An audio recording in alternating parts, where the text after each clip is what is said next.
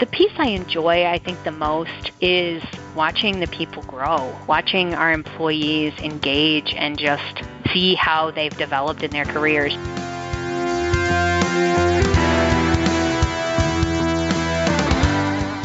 Hello, everyone. Welcome to Where Accountants Go, the Accounting Careers Podcast. I'm Mark Goldman, a CPA, and your host for this show.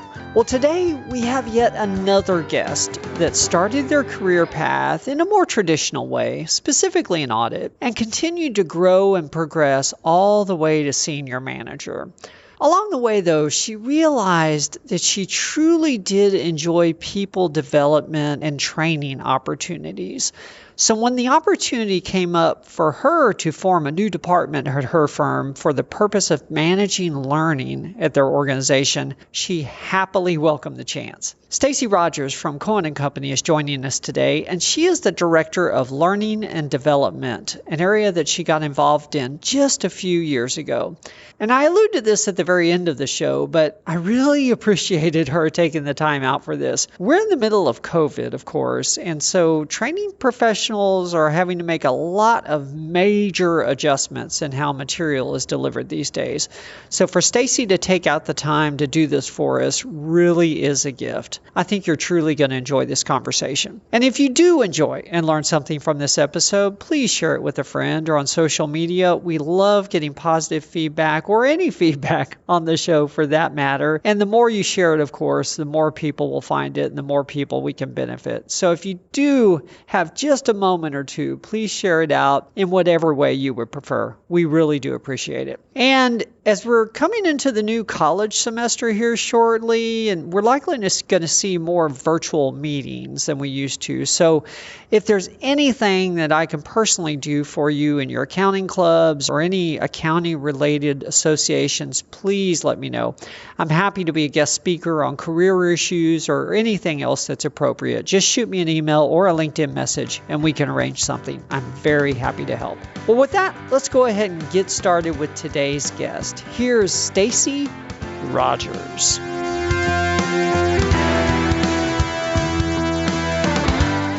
Well, hello, Stacey. Welcome to the show.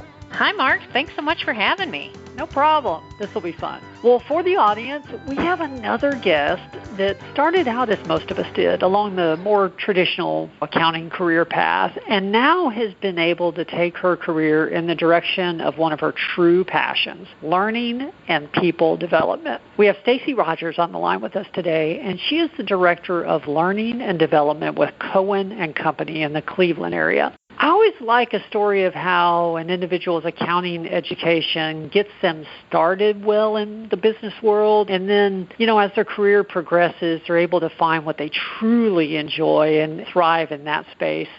And it was all because they started in accounting. This really is going to be a fun story. Well, Stacey, I do want to get to what you're doing now, but I always like to start at the beginning so everyone understands, how your career has progressed.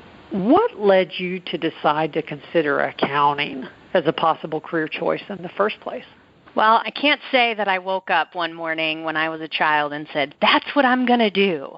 But I did decide early on, actually when I was in high school, that accounting was going to be the career for me. I took a accounting course in high school and was just curious. I was always intrigued when my mom would sit down and pay the bills, and I would observe and watch her, how she balanced her checkbook and those kinds of things. So I thought an accounting course might be fun. So I took that, I think it was my junior year of high school. And, it was your basic intro to accounting course. And in high school, we got the green ledger paper, we got a checkbook that we had to balance, and we basically, for the whole class, did like this case study. And I fell in love. I was like, this is fun. This is exciting. This is like a giant puzzle for me. And I had always done well in kind of my math courses and critical thinking and those kinds of things. But it was just amazing to me how much I enjoyed that accounting course. And I was actually kind of bummed there wasn't like a next level when I was in high school. So I knew that when I was selecting a college that accounting was going to be my major. So I started down the path of choosing a college, and I had always wanted to attend a small liberal arts college, actually, that was about 20 minutes from where I grew up, and it's called Hiram College. And I remember going there as a child with my grandmother and just seeing the campus, and it's just a beautiful campus. And I remember telling her, I'm going to go to school there. And so I knew I wanted to do accounting. I started looking into Hiram's curriculum, and they didn't have accounting. I was like, well, this doesn't exactly fit my plan, which a lot of my story does not fit the plan. So I didn't care at that point. It was actually, I felt more strongly that I wanted to go to school there.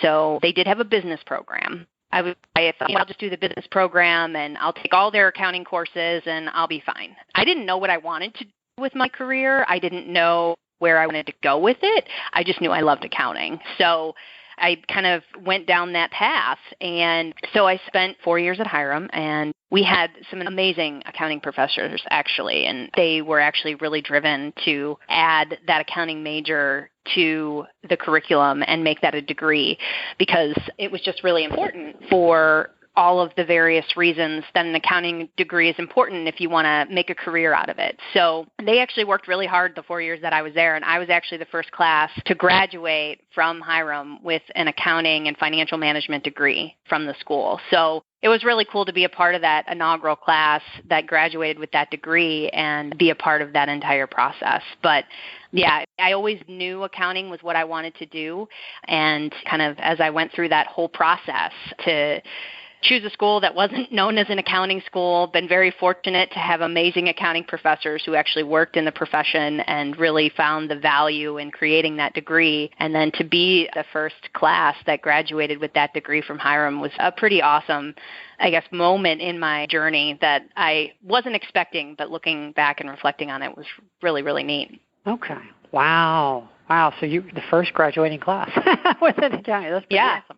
That's pretty awesome. Yeah, I'm glad we talked about your education, or you talked about your education a little bit, because I was curious about your master's degree, information systems auditing and control. And I don't know, maybe that wasn't that cutting edge back then, but it seems like it was. I mean, because that was 15 years ago, 13 years ago now? Yeah.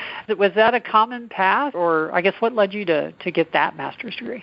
No, it was actually really interesting. Being the first class graduating from Hiram with the accounting degree, it was only structured as a traditional accounting program. You know, many times today they're structured as 150 hours, so you can sit for the CPA and have all of that information and not have to go on for a master's degree. But because this was a newer program, that was not the case. So actually Hiram partnered with Bowling Green State University to basically take their accounting students and get them their master's in accountancy through kind of this partnership program, so that they could then get the additional 30 hours that were needed to sit for the CPA exam and then ultimately get their master's degree as well. So I was actually the first person who actually went through that partnership program. And it was really interesting when I got to that point. I knew when I graduated from Hiram that I wanted to do public accounting. I definitely, when I was going through accounting and doing my internships and things along those lines in my junior and senior year,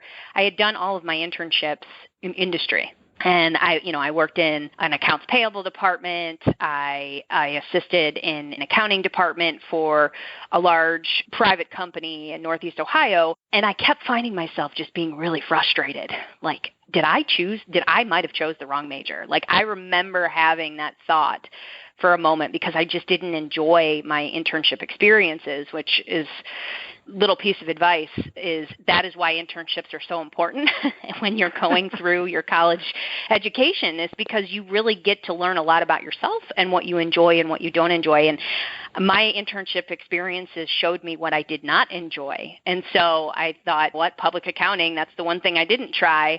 So hopefully that'll be the right fit. So by the time I got to my master's and getting ready to embark on that journey, I knew that public accounting was for me. And so the head of the program at the time I think he was cutting edge. To go back to your comment, Mark, he really was cutting edge. He understood how important information systems were going to be in the world of audit. And this was 15 years ago, and today, I mean, it's literally, if you don't understand information systems, it's really hard to audit now. So it was very cutting edge, I think, at the time. And I remember resisting it, actually, when he was pushing all of us that were coming into the program to say, you know what, if there was a specialization that you can do, we really encourage you to specialize in the information systems auditing and control. And what's even crazier is that when I was at Hiram, I had not a single information systems class. So I didn't even know what I was getting into, but, you know, heeding his advice and kind of being someone who always looked to others to help guide and direct along that path and really make sure that I was making some good choices for myself, because no one in my family had gone down this path or had any idea about accounting careers. My grandmother was a teacher, and so it was just a very different, and neither of my parents did a college degree. So I was kind of navigating this and really relying on people around me to guide me, and so he guided me down that path. And I got to tell you, that first semester, I was pretty frustrated with him because I did not enjoy it. I didn't enjoy internal controls. That it was a really tough time in my college career because I thought I really made the wrong choice. But I finished out the master's program, and I got to the end of it, and I got very comfortable with information systems, and I really started to understand the importance of it and really was appreciative of his advice at the time. But I will tell you that actually in my first several years at Cohen, when we really were moving in a direction of understanding information systems and getting into, back in the day, it was SSAA 16 reporting, and now it's SOC 1 and 2 reports, I was the only one who could go talk to the IT guys at our clients, because I was the only one who could speak their language or at least attempt to understand what they were doing. So something that I resisted very strongly but knew it was the right thing to do ended up serving me well and still continues to serve me very, very well today in my career. And I would highly encourage accounting students to make sure that this is a critical part of your development. Wow. Yeah, sometimes things pay off. You're at Cohen and Company now, and I believe you started your career at Cohen and Company, and we don't see that too often on the show. Is that correct? I did. I did no internships, but I was hired in as a entry-level staff in the audit department. Okay. And there again, that's, 13 years ago?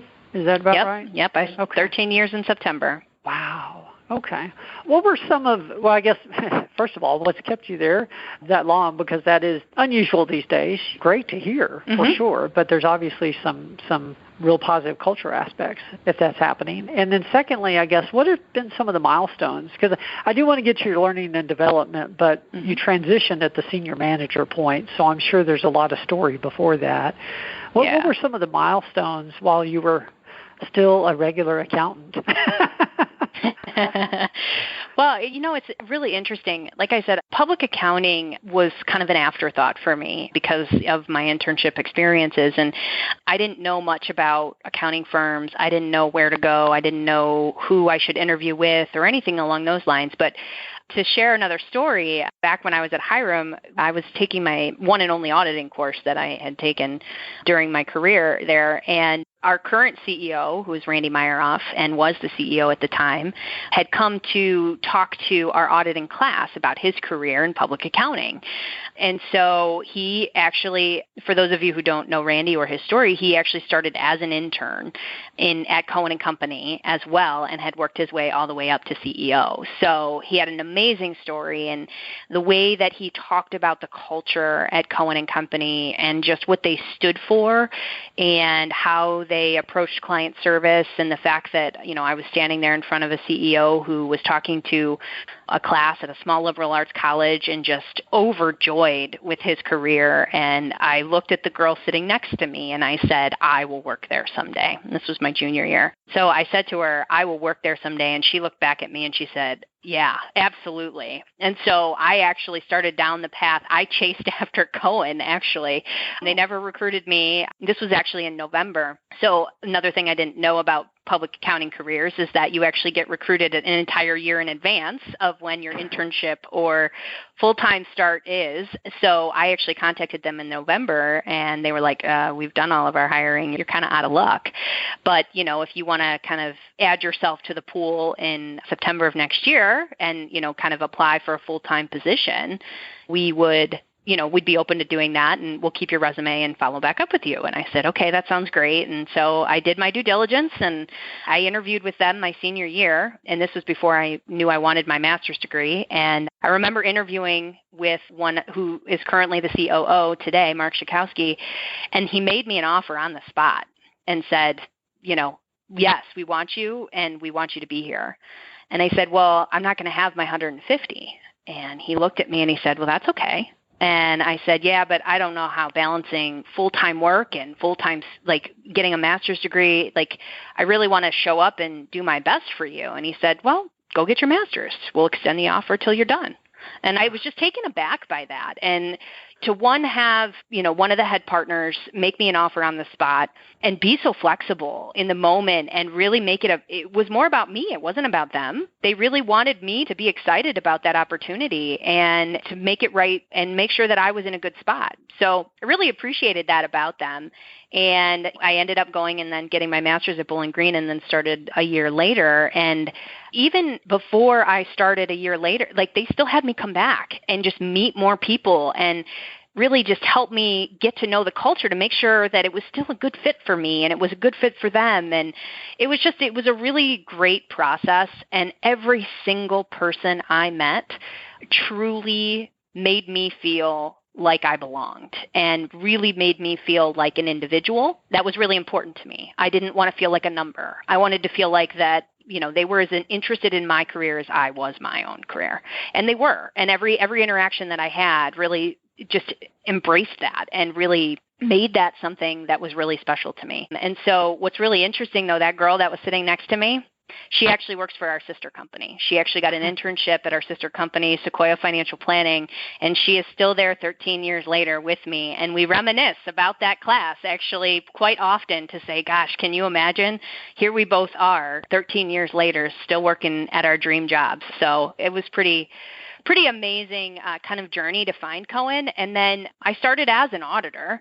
I worked in our private company services. I worked on private companies, primarily in the Northeast Ohio area. Really enjoyed that. I loved being out at my clients, getting to know my clients. I got my CPA passed, actually all 4 parts in the first try, which was crazy to think that I could do that, but I did that in my first year at Cohen. And, I spent 5 years doing that. And I was also dabbling a little bit in our private funds group, and I was doing some hedge fund audits as well. And so that area of the business for us grew pretty quickly. And as I hit about that 5-year mark, right as I was hitting that manager mark, I was getting pulled between both of those practices because they actually operated quite separately at the time. So I made the decision 5 years into my career to actually switch niches and switch specialties. And I went from private company audits, kind of more in a traditional sense of manufacturing, distribution, service, to hedge funds and investment industry. So I focused in hedge funds, advisor audits, and kind of private type engagements for those types of clients in the investment industry. So I spent 5 years doing that and really enjoyed it, loved it. Things were moving along pretty well, and I was promoted to senior manager while I was doing that and spent a lot of time in both areas. And so what was really unique about my experience is that I actually, at the time, the organization was kind of divided into what we called 2 pillars. We had our private company services group and our investment industry services group. And not many people kind of went back and forth between those two. I had a very unique experience in that as a part of my career, and it made me a really well-rounded kind of professional. And I also, when I was in the private company services practice, did some tax work. So I would prepare the audit or do the review of the financial statements, and then I would prepare the actual tax return. That was back in the day when we were quite a bit smaller. And so I got some exposure to tax as well. So I really had the opportunity to really see all areas of the business throughout my career when I was kind of a practicing CPA. So it was really a great experience. And then that IT, that information systems auditing control kept coming back, and it kept coming back. And I ended up being the person who did a majority in the investment industry group a majority of their SOC reports and auditing of the IT areas and just really digging in that area, and also got very involved in the custody exams once the custody rules were revamped. So yeah, I've really had kind of, when I was practicing on the professional side, a lot of different opportunities, and I think that's what kept me at Cohen. I really had that opportunity to just play to my strengths. And it's just a great culture that really allows you opportunity. And as long as you are putting in the work and you're really showing up and contributing great employee, they will show up for you and give you the opportunities that make the most sense to really highlight your strengths and allow you to operate in your strengths. Because I think that's what allowed me to be so successful, especially in my first 10 years, and get all the way to the senior manager level, because I just had so much opportunity to try new things, and it's okay to fail, and it's okay just so that you're learning from all of those experiences. And that's the culture and the environment that Cohen has. It's always kept me there. Never once have I actually ever thought about leaving, because I can't imagine working anywhere else just because of the culture that they've really, truly created. Sure. Yeah, it's home. That makes sense. So I am curious, being senior managers, so you're a senior manager, you've worked in both silos, so to speak, both niches that the firm has, had a lot of opportunity to do different things. What caused you to decide to make the move into the development area outside of core audit? It just seems like a big move. It was. Let me tell you, that's what's so crazy. You think you have a plan. I was working on partner. That's ultimately what I was driving towards, and I didn't see any of that changing. I mean, I knew that at this point in my career, I had had my first child, and we were talking about having a second child, and I knew that my balance was going to have to change a bit, and I was going to have to adjust my schedule, and, no big deal. Cohen has been really, really great for allowing people to adjust for family and, part-time schedules or whatever's needed, to really, truly meet their needs. So I was in the middle of, it was 2017, I was in the middle of busy season, and I got wind that they were looking at creating a learning and development department. It wasn't something that Cohen had previously had. We actually had grown pretty significantly in a very short period of time. When I started 13 years ago, we were about 150 employees, and in 2017, we were approaching 450, I think.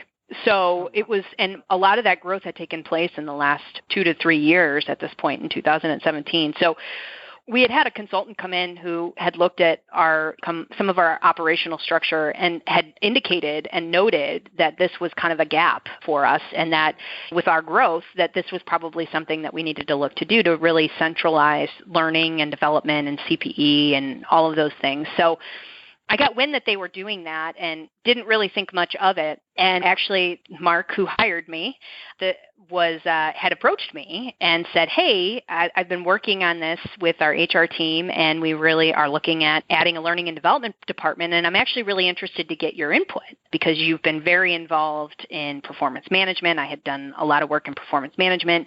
I did a ton of training and really just enjoyed those aspects of it. And I said, absolutely, I'd love to give you my input on, kind of what you're looking for and how this needs to evolve. So we sat down, spent some time doing that, and we were having that conversation. And the next conversation he had with me was, so what do you think about taking this? And I was like, very taken aback. I was like, what do you mean? And he's like, well, what do you think about being the person who gets this started? And I said, well, you're in the middle of busy season. You're stressed. You've been working a lot of hours, and someone sits there and offers you a position that would be very, very different from what you do day to day. And actually, literally the week before that, I had found out I was pregnant with my second child. And I knew that something was going to have to change for me, but I was just thinking I was going to go part-time and cut back.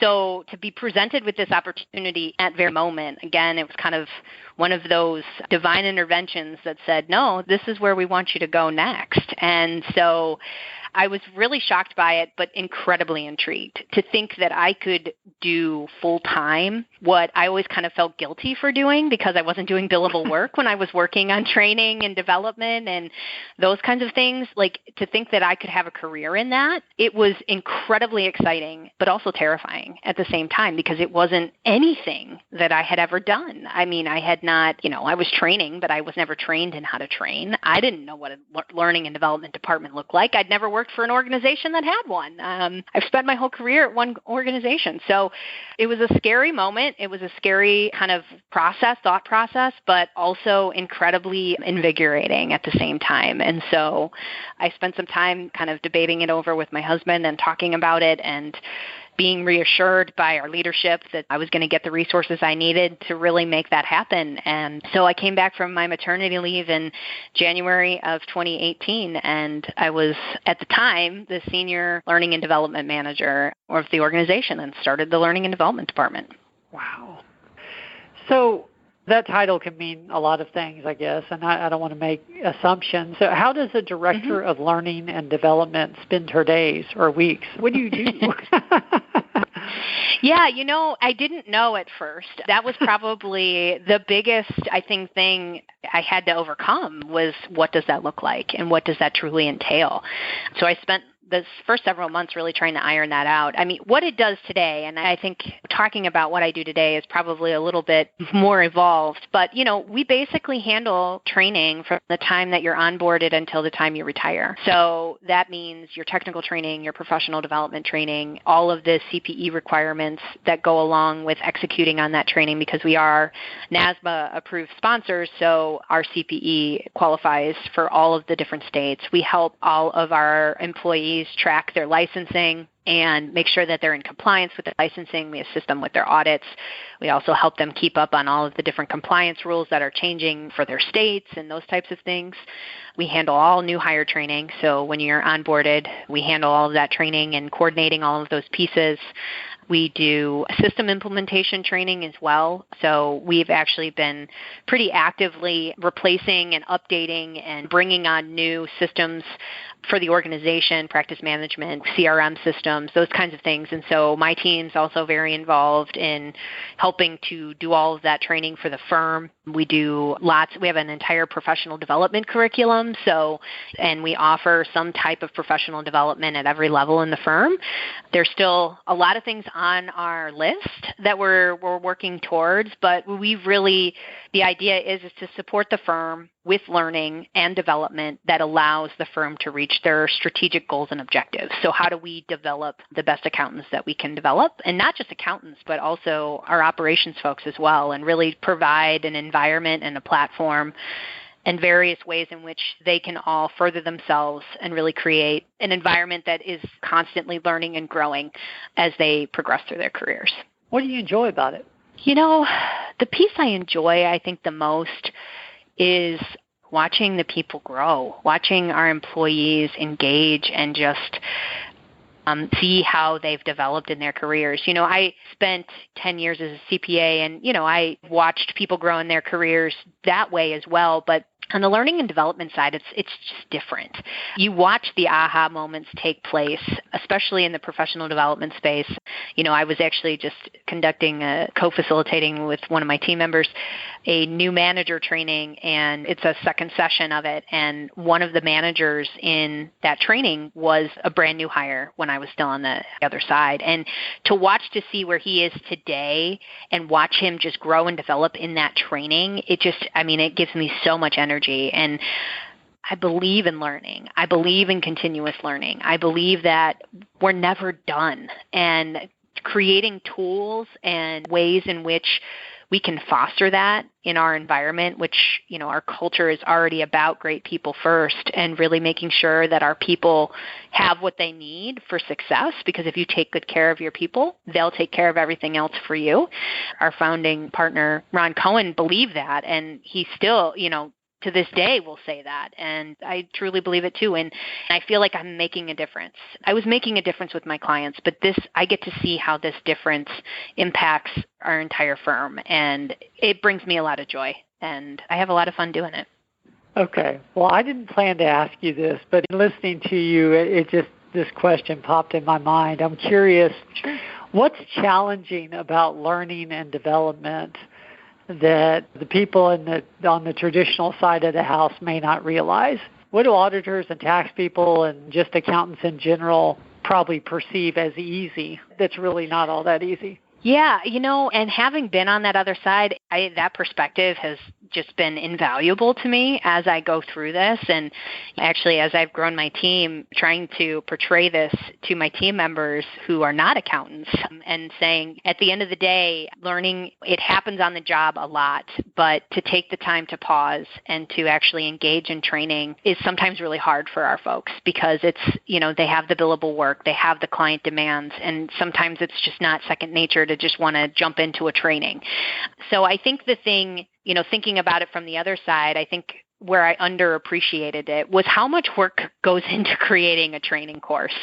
When I started reading more and more about the proper way to create training, because I definitely was not doing that when I was a practicing CPA, to see the statistic that 1 hour of CPE should take you approximately 40 hours to create. And to think through and to design and those learning objectives that everybody kind of just breezes through at the beginning of every training, those are like core to developing and designing trainings. And there is an entire industry out there that's all they do. And there's a methodology, there's a process, and I totally took all of that for granted as a practicing professional. And today, now understanding, knowing what it takes to actually create good, relevant content that really does drive those learning objectives and that you can measure your success against, it's a lot more than just throwing together a PowerPoint slide and sharing your expertise based on your experiences in the field. So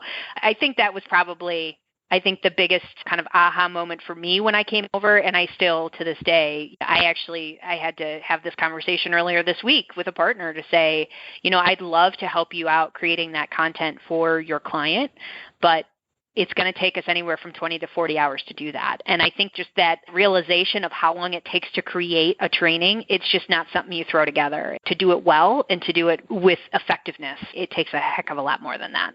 All you need is PowerPoint. Come on. I know. This will be the battle for the rest of my career, Mark. Yeah. Well, I may even get a few thank you notes from CE instructors for including this on the podcast. So thank you for sharing it. For sure. Well, because you now understand why they charge what they have to charge, because it's a lot of time. Yes, it is. Well, I want to be respectful of your time, and I know I promised you we would get off at a certain point. Before we get to the final 3 questions, one last question. I'm curious. Mm-hmm. If your career goes exactly as you would like, what does that look like over the next few years? What would you like to see that look like? Well, I got to tell you, Mark, just given how my career has evolved and really none of it going according to plan, part of me hesitates to really look too far out because there's just so much opportunity that I don't know what I don't know yet. And so I try to keep an open mind to what's next and what that would be. I think I would love to continue, at least for now, see myself continue to grow this learning and development department and really just make it a key component to everything that we do and be so integrated and ingrained in our culture and in our objectives that everybody's thinking about learning and development and how it can further the firm and drive the firm forward. So, that's truly my goal. If it means partnership, in an administrative capacity, I don't think I'd be upset about that. And continue to find ways where I can provide leadership for the firm, given my experiences to date and my understanding of the firm as a whole. And I think I can continue to provide a lot of value in a leadership role in the firm, and we'll continue to do that through learning and development for now and see where it goes from here. Okay. I was curious because I know it's only been a couple years since you've worked in this part of the firm. And so, right. You got a lot of goals, I'm sure. I do. And, I take them one little one at a time. So there you go. Well, we do end every show with the same 3 questions. So I do want to go ahead and get to those. The first one is usually the easiest. From a career perspective, what's been your proudest moment?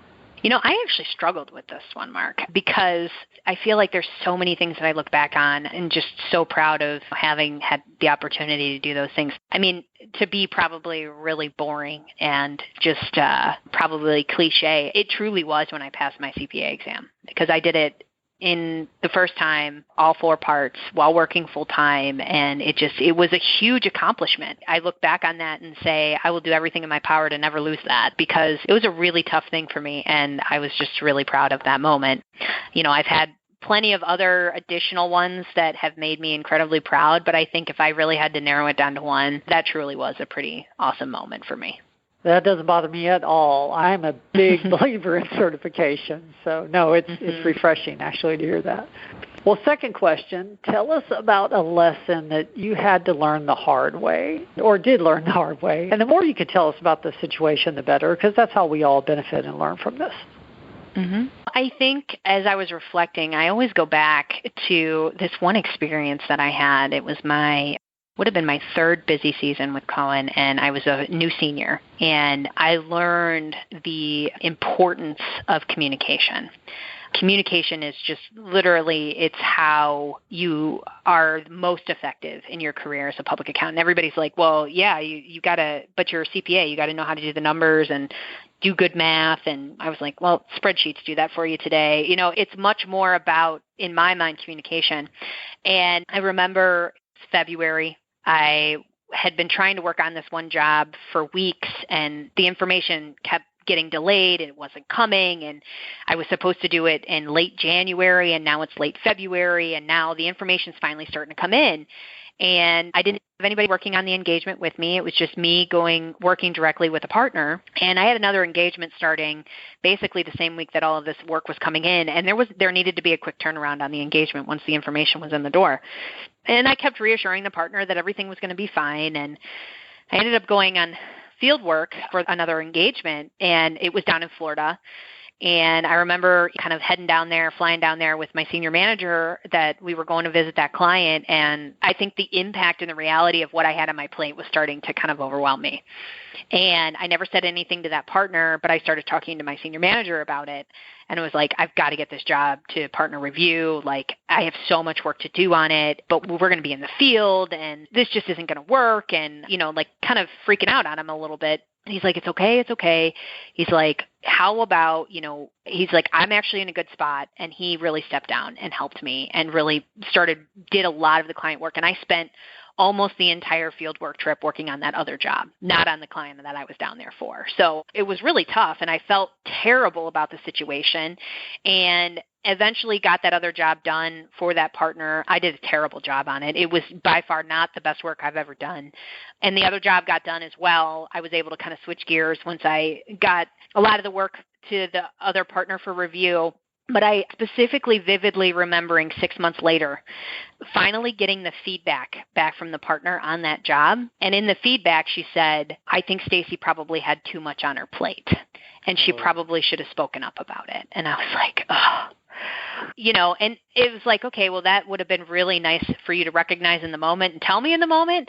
But it was also on me to raise my hand. She didn't know how buried I was. She didn't understand that. She can't read my mind. And so I think that was one of those moments in my career where I vowed that never would I keep that to myself, but I would always be very transparent about what was on my plate, where I was at, what was realistic, because, I almost put myself into a burnout mode, and it's just not a good place to be. And so the sooner you can learn that in your career and understand the power of communication and the power of just making sure that people know where you're at will prevent you so much pain and heartache as you navigate that public accounting career.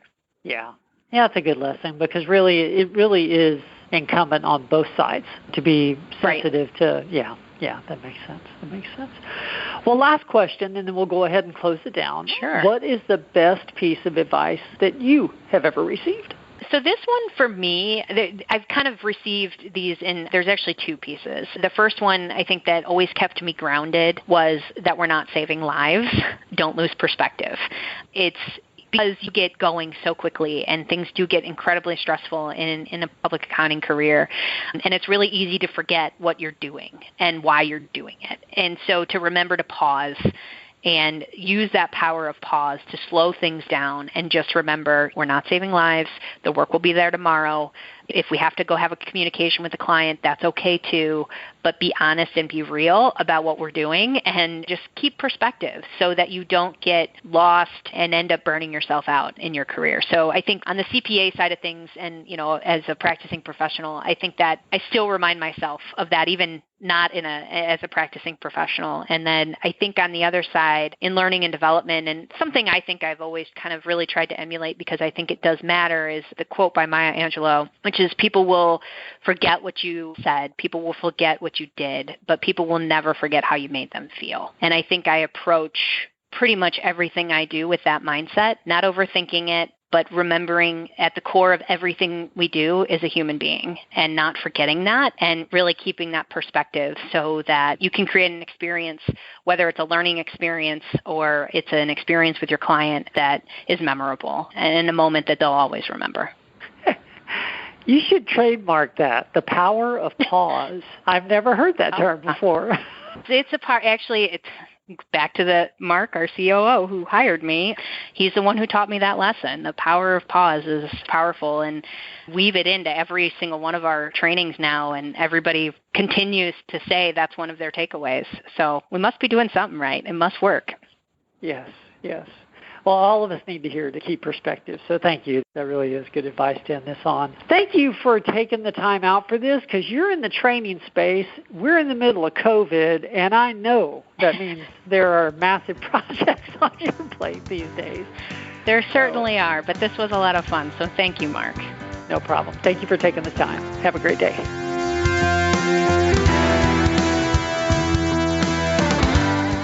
Well, that was our interview with Stacey Rodgers, and I know I talk about this occasionally, and I know I mentioned it in this show already, but I really do enjoy and appreciate those stories where someone started in accounting, and then as their careers progressed, they found their true passions, and yet their accounting background still continues to benefit them, whether it's in a totally different area or whether it's in a parallel area to accounting. In any case, accounting itself is a very resilient industry, and the knowledge you get when you start your career in accounting is cross-applicable just about anywhere. It's interesting how far-reaching your accounting knowledge can be beneficial.